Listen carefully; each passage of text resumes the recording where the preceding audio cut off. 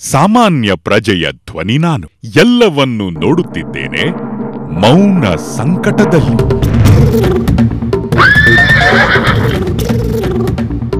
ರೈತರ ಆತ್ಮಹತ್ಯೆ,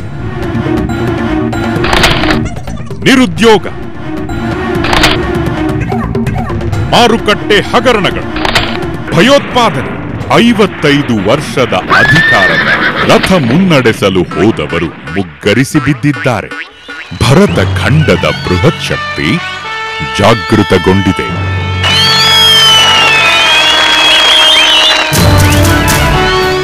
ಗ್ರಾಮ ಭಾರತಕ್ಕೆ ಅತ್ಯುತ್ತಮ ರಸ್ತೆಗಳ ಸಂಪರ್ಕ,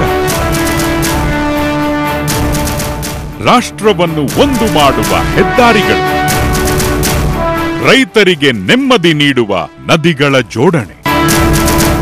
ಪರಿವರ್ತನೆಯ ಯುಗ ಸ್ವಾಗತಿಸಿ.